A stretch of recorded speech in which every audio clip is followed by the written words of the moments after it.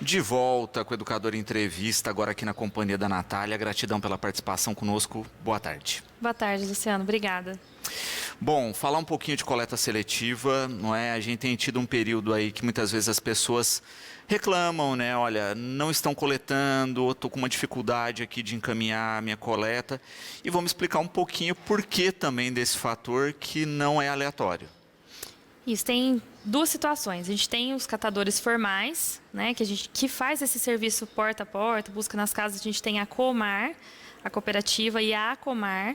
A Comar está sem caminhão já há algum tempo, e a Acomar ficou 3 semanas sem caminhão também. Inclusive, ontem falei com a Claudemira, quebrou de novo. Eles estão fazendo o serviço mais ou menos como a Pampa, né? Então, essa é a situação da cooperativa e associação. Aí a gente tem na cidade mais de 100 famílias, 100 catadores e catadoras que trabalham com a coleta informal, né? Eles coletam nas casas, levam para casa, faz separação e vende informalmente. O que tem acontecido?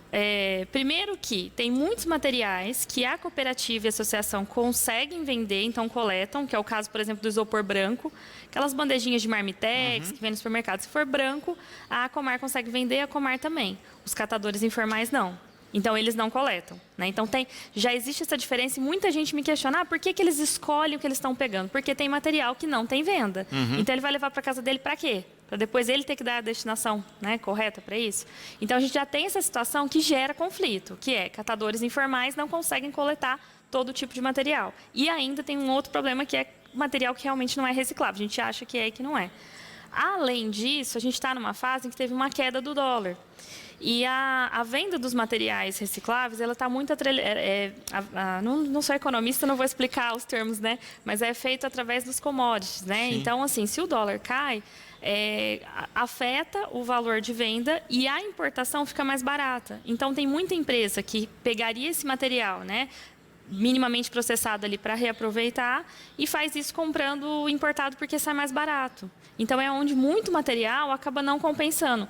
O que aconteceu na cidade? Papelão. Todo mundo, Natália, o que está acontecendo? Tem papelão para a cidade inteira, ninguém está coletando, os catadores não estão pegando, porque estava 5 centavos o quilo, né? Então, não compensa para o catador um material que é difícil de armazenar, porque se chove você perde todo o material, então ele é difícil de armazenar, é peso, né, que você tem que carregar. E aí, para vender a 5 centavos, muitos desistiram de pegar. A cooperativa, a Comar e a Acomar continuaram coletando normalmente. Por quê?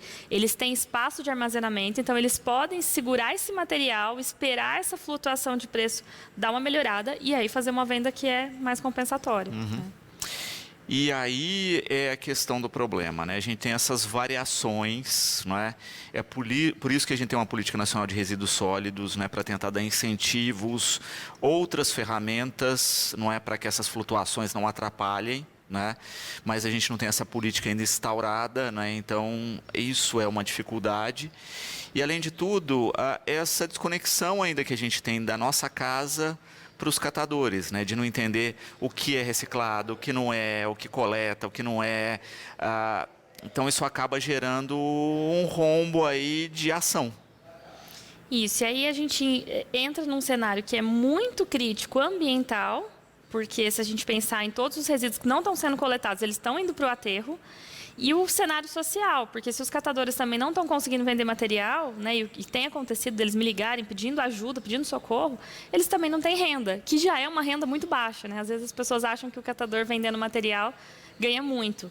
Aqui é raro o catador que consegue ganhar um salário mínimo por mês, trabalhando de domingo a domingo, porque eles não têm folga, né? Todo dia ou está coletando ou está em casa fazendo a triagem do material, prensando, né, quando tem alguma prensa. Então, por esse aspecto, a situação se torna muito crítica e muito grave. Por isso que eu fiz até algumas publicações lá no Instagram, né, do Recicla Batatais, pedindo ajuda para a gente pensar, enquanto sociedade, como que a gente pode socorrer os catadores nesse momento de crise e pensar a longo prazo. Porque aí tem que vir sociedade e poder público de mão dada, né?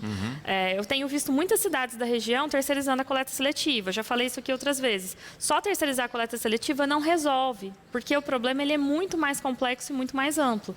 Principalmente porque a gente tem um cenário que não é exclusividade de Batatais, de ter muito mais catadores informais do que formalizados. E aí, como que a gente faz para incluir esses catadores nas políticas públicas? A gente tem a taxa do lixo, né? Então, esse recurso pode ser usado para pagar a coleta seletiva, por exemplo.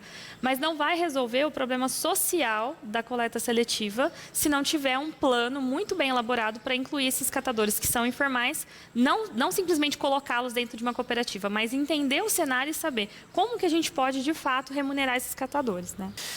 Natália, com essa problemática, né, do preço, etc., né, algumas ações possíveis, né? A Aline perguntando aqui, posso levar o meu material na cooperativa, isso ajuda? Ajuda muito. Vou dividir em duas partes a fala. Vou falar primeiro da sociedade, o que a sociedade pode fazer e o que o poder público pode fazer. Sociedade, a gente pode, primeiro, pegar o carro e levar material ou para catadores informais, na casa deles, se for o material que eles conseguem vender, ou, nesse caso, que tem muito material que até PET não tá conseguindo ser vendido aqui, levar para a Comar ou para a Comar. Tá? Você pode levar a Comar, e a Comar fica no prédio no espaço da antiga FEBEM. Né? Então, é só levar o material lá e eles vão fazer essa recepção. Lá você pode levar a maior parte dos materiais que as pessoas estão acostumadas a separar, que eles conseguem vender, não tem problema. Uma outra coisa que dá para fazer, os catadores informais, eles estão passando por essa questão financeira, e é uma coisa que eu defendo já há algum tempo, né? Eles recebem a venda do material, mas não pelo serviço ambiental que eles estão prestando. Então, a gente deveria remunerar. Assim como a gente chama um carreto para levar um entulho em casa e paga por esse serviço, a gente deveria chamar o catador e pagar por esse serviço. Para começar, é muito difícil a gente pensar em precificar, porque até então parece que é uma doação que a gente está fazendo, que é um favor, né? E não que o catador é que faz um enorme favor de graça para a gente. Então, começar, sei lá, com R$5, R$10, cada vez que o catador for na sua casa, você separar. Pensa, ó, por mês, o catador vai vir uma vez por semana na minha casa. É um catador informal que vive disso, né? Não é uma pessoa em situação de dependência química, que é um outro caso. Então, é um catador, uma pessoa que eu conheço, que eu vejo que toda semana passa na minha casa. Você parar lá R$40 por mês, R$50 por mês, para remunerar o trabalho desse catador. É uma ação que a gente já pode fazer de imediato, agora, né? Até porque, quando eu vejo as pessoas reclamando assim, o catador não leva tudo e tudo mais, você não está pagando o serviço dele, como que você quer exigir, né? O que ele vai levar ou não? Se ele quiser passar na sua casa, levar sua latinha, ele tem todo o direito do mundo, porque ninguém está pagando por esse serviço. Então, é uma forma da gente se aproximar dos catadores, valorizar o trabalho e remunerar minimamente de uma maneira mais justa, tá? Então, para a população, o que fazer nesse cenário? Primeira coisa que eu peço, não desistam de fazer separação, por favor, porque é muito difícil a gente condicionar as pessoas, né, e criar esse hábito de separação. Então, não desistam de separar. Né? Muita gente tem me procurado para falar o que eu faço. Então, o que eu respondo? Ou leva na cooperativa, ou leva na casa de um catador, ou faz essa remuneração, que também é uma forma de ajudar a socorrer esse momento de crise. Inclusive, a cooperativa e a associação, porque vivem sem transporte, vivem com problema para pagar combustível, o caminhão quebra, né, que é o caso da Comar agora. Então, essa remuneração ajuda na manutenção do espaço também. E é importante também isso, né? Conversar, não é? Porque às vezes assim, não vou, para com esse 880 típico, né? Não vou separar mais. Não, conversa com o catador do seu bairro, ou conversa na cooperativa. Olha, desse material aqui, né? O que compensa, o que vale a pena, o que não vale, né? Aí continua assim, separando só aquele que vai ter uma finalidade, o que não tem, aí tudo bem, né? Desapegar nesse primeiro momento, né? Mas continuar separando aquilo que de fato é viável e sempre conversando, né? Não, aquele outro material que você deixou, pode voltar a trazer, não é? Então, né, manter o diálogo vivo é importante. E também uma prática de observação. Você colocou, não é o certo, mas muita gente aqui em Batatais faz, que é pegar o material, colocar na rua e nem ver quem pegou. Né? E aí depois reclama que reviraram lá. Então, você olhou, não levou aquele material, na semana seguinte você não coloca. Né? É uma questão de observação. Eu passei por isso, né? Com a garrafinha de leite Jussara. Coloquei 1, 2, 3 vezes no material e aí o catador ia pegar e falou, esse aqui eu não levo. Aí o catador ia pegar, esse aqui eu não levo. Aí eu perguntei, por que você não leva? Esse aqui eu não consigo vender. Aí eu fui perguntando para outros catadores, perguntei na cooperativa, na associação, realmente ninguém conseguia vender, parei de separar o material. Né? Então, dá para a gente fazer essa observação e, claro, conversar com os catadores, que é sempre o que eu recomendo. Conheça a história, conheça quem é a pessoa que está te ajudando a cuidar do seu lixo, né? Do seu resíduo sólido. E eu acho que a gente falava também, né, na questão da participação do poder público, né? Hoje, todo o nosso material vai para o aterro, a gente paga por tonelagem nesse aterro, etc. Quem sabe amanhã, né, se institui uma política pública que, olha, esse material que é que é retirado, ou seja, que não vai para o aterro, não é? Que esses profissionais tenham uma remuneração também por tonelagem do material que não deixaram ir. Sim, é uma conta simples de fazer. A proposta que eu apresentei para o Poder Público na audiência, que a gente teve inclusive no início desse ano, foi justamente essa. Qual que é a dificuldade das entidades que a gente tem, que é a Comar e a Comar, que fazem o serviço de porta a porta? É o transporte, é a coleta em si, porque eles não têm, ou não tem caminhão, ou quando tem caminhão está muito velho, vive com manutenção e acaba não compensando.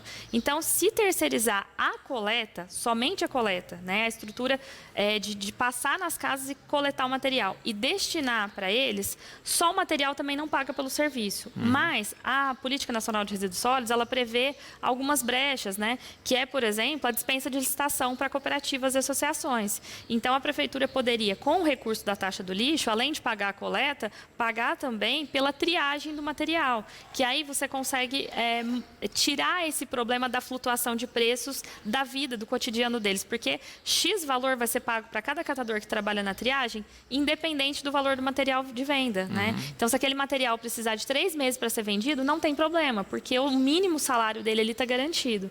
Não é difícil, né, de resolver, mas precisa pensar nisso através de um planejamento para que, além desse recurso que vai pagar pelos catadores, também tem a inclusão dos informais, que entraria, né, é a proposta que eu apresentei, com a venda desse material para a cooperativa e para a associação. Então, a Comar e a Comar, que hoje fazem o serviço de porta a porta, elas vão receber o material, né, alguém vai fazer a coleta, que pode ser até uma outra cooperativa, uma outra empresa, faz a coleta, destina o material para eles, eles recebem pela triagem. Com esse dinheiro em caixa, eles conseguem ainda comprar dos informais, que são pessoas que vão continuar trabalhando de maneira informal, cada um em sua casa. Então, a gente realmente inclui todo mundo, resolve o problema de uma maneira mais ampla. E acrescento, né, a cereja do bolo, que é o processo de educação ambiental.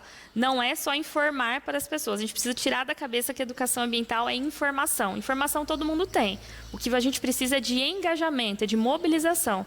E aí tem que ter estratégia. Então, pensar num plano de educação ambiental que convença, que mobilize as pessoas da importância da separação, da importância do trabalho dos catadores e que façam essa adesão, né, ao sistema de coleta que for se estabelecer. Então, não é difícil fazer, mas precisa de um planejamento e de um olhar cuidadoso do poder público. Natália, quem tiver dúvidas a respeito de como proceder, etc., né, tem como tirar isso pelas redes sociais? Isso, pode me procurar, estou sempre à disposição para apoiar esse processo de informação, né, das pessoas buscarem informação. Então, tem o Instagram, que é um nome facinho agora, que é o Recicla Batatais, né, @reciclabatatais no Instagram. Pode mandar mensagem, respondo todo mundo. Lá também tem um link que eu fiz de um grupo no WhatsApp para a gente tentar, nesse momento de crise, mobilizar a sociedade para ajudar os catadores. Então, criei um grupo. As pessoas que estiverem interessadas em participar, em ajudar os catadores, está lá o link do grupo no Recicla Batatais no Instagram. Gratidão sempre pela participação conosco. Espero, né, que as pessoas multipliquem isso, desse momento de dificuldade, de como todos podem colaborar nesse momento, não é? E fica sempre o convite para a participação. Espero que daqui a pouquinho a gente esteja falando de passos, né, dados aí na solução desse problema. Eu agradeço, Luciano, mais uma vez, né, a oportunidade, agradeço a TV Educadora por sempre trazer essa temática que é tão importante para o nosso município. E espero voltar com notícias boas aí para todo mundo.